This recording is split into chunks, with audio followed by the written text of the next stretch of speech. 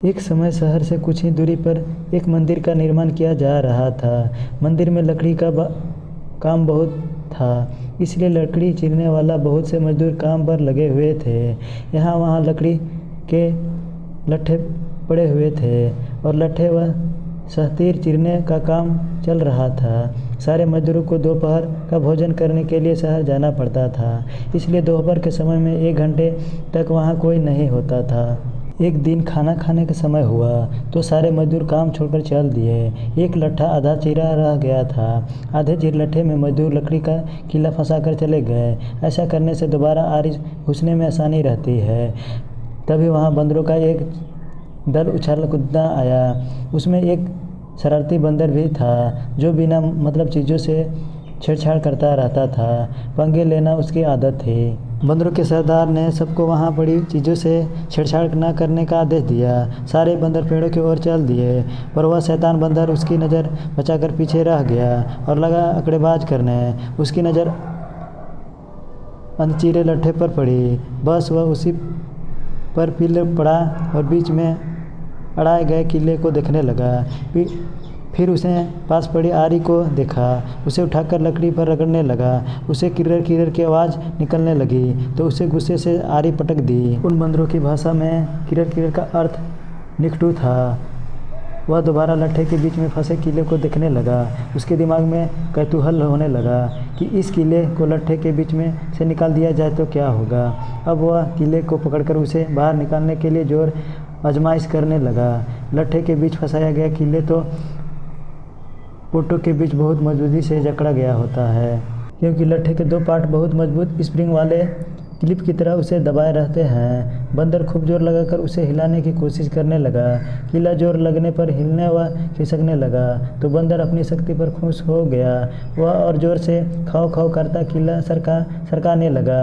इस सिंहामुखी से बीच बंदर की पूँछ 2 पोटों के बीच आ गई थी, जिसका उसे पता ही नहीं लगा। उसने उत्साहित होकर एक जोरदार झटका मारा और जैसे ही किला बाहर खींचा, लट्ठे के 2 चिरे भाग फटका से क्लिप की तरह जुड़ गए और बीच में फंस गई बंदर की पूँछ।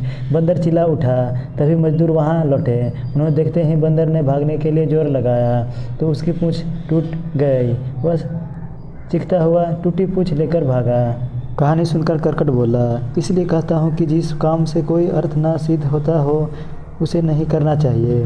व्यर्थ का काम करने से जान भी जा सकती है। अरे अभी पिलंग जो शिकार करके लाता है उसे हमें भरपेट भोजन तो मिल ही जाता है, तब बेकार की झंझट में पड़ने से क्या फ़ायदा है। दमनक बोला, तू क्या केवल भोजन के लिए ही जाते हो? यह तो ठीक नहीं है। अपना पेट कौन नहीं भर लेता?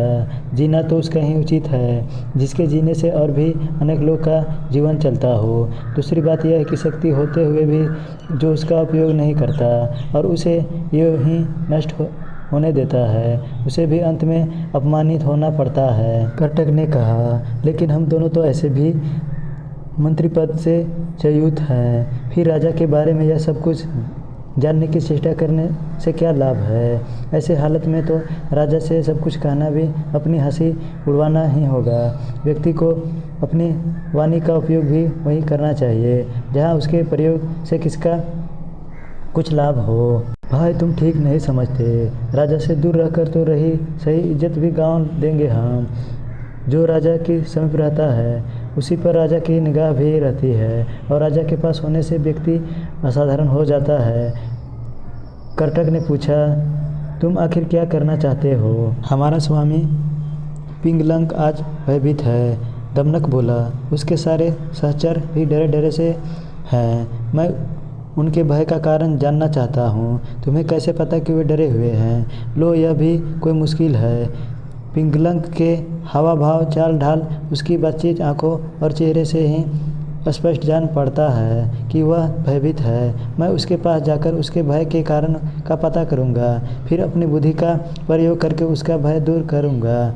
इस तरह उसे वश में करके मैं फिर से अपना मंत्री पद प्राप्त करूंगा। कर्टक ने फिर भी शंका जताई, तुम इस विषय में तो कुछ जानते नहीं कि राजा की सेवा किस प्रकार करनी चाहिए। ऐसी स्थिति में उसे वश में कैसे कर लोगे?